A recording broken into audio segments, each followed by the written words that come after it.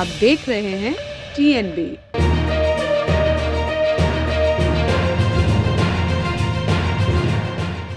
देश के प्रधानमंत्री नरेंद्र मोदी ने आज रविवार को अपने कार्यक्रम मन की बात के जरिए देशवासियों को संबोधित किया।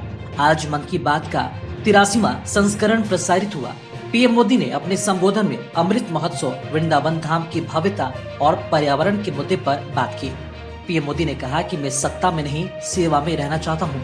प्रधानमंत्री नरेंद्र मोदी ने कहा कि 2 दिन बाद दिसंबर का महीना भी शुरू हो रहा है और दिसंबर आते ही साइकोलॉजिकली हमें ऐसा ही लगता है कि चलिए भाई, साल पूरा हो गया, ये साल का आखिरी महीना है और नए साल के लिए ताने बाने बुनना शुरू कर देते हैं। इसी महीने नेवी डे और आर्म्ड फोर्स फ्लैग डे भी देश मनाता है। हम सबको मालूम है कि 16 दिसंबर को 1971 के युद्ध का स्वर्णिम जयंती वर्ष भी देश मना रहा है।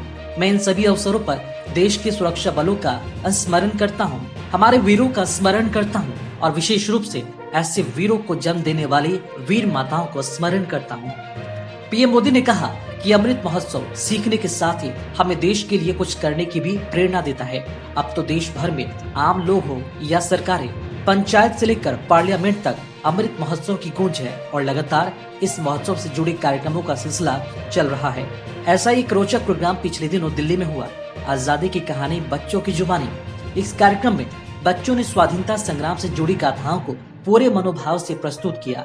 खास बात ये भी रही कि इसमें भारत के साथ ही नेपाल, मॉरिशस, तंजानिया, न्यूजीलैंड और फिजी के स्टूडेंट भी शामिल हुए।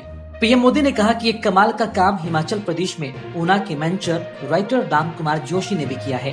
राम कुमार जोशी ने पोस्टेज स्टैंप्स पर ही, यानी इतने छोटे पोस्टेज स्टैंप्स पर नेताजी सुभाष चंद्र बोस और पूर्व प्रधानमंत्री लाल बहादुर शास्त्री के अनोखे स्केच बनाए हैं। हिंदी में लिखे राम शब्द पर उन्होंने स्केच तैयार किए, जिसमें संक्षेप में दोनों महापुरुषों की जीवनी को भी उकेरा गया है। उन्होंने कहा कि वृंदावन के बारे में कहा जाता है कि यह भगवान के प्रेम का प्रत्यक्ष रूप है। हमारे संतों ने भी कहा है कि यह आशा धरी चित्त में कहत जथा मति मोर, वृंदावन सुख रंग को काहू न पायो। और वृंदावन दुनिया भर के लोगों को अपनी तरफ आकर्षित करता रहा है। इसकी छाप आपको दुनिया के कोने कोने में मिल जाएगी। पर्थ में स्कैड इंडिया गैलरी के नाम से एक आर्ट गैलरी है। यह गैलरी स्वान वैली के एक खूबसूरत क्षेत्र में बनाई गई है और यह ऑस्ट्रेलिया के एक निवासी जगत तारिणी दासी जी के प्रयासों का नतीजा है। पीएम मोदी ने कहा कि यह भी एक दिलचस्प इतिहास है कि ऑस्ट्रेलिया का एक रिश्ता हमारे बुंदेलखंड के झांसी से भी है। दरअसल झांसी की रानी लक्ष्मीबाई जब ईस्ट इंडिया कंपनी के खिलाफ कानूनी लड़ाई लड़ रही थी तो उनके वकील जॉन लैंग थे। वो मूल रूप से ऑस्ट्रेलिया के रहने वाले थे। भारत में रहकर उन्होंने रानी लक्ष्मीबाई का मुकदमा लड़ा था। हमारे स्वतंत्रता संग्राम में झांसी और बुंदेलखंड का कितना बड़ा योगदान है, ये हम सब जानते हैं। यहाँ रानी लक्ष्मीबाई और झलकारी बाई जैसी वीरांगनाएं पैदा हुई और मेजर ध्यानचंद जैसे खेल रत्न भी इसी क्षेत्र ने देश को दिए। खबरों में फिलहाल इतना ही। देश और दुनिया की ताजा अपडेट्स के लिए लॉगिन करें www.thenationalbulletin.in पर।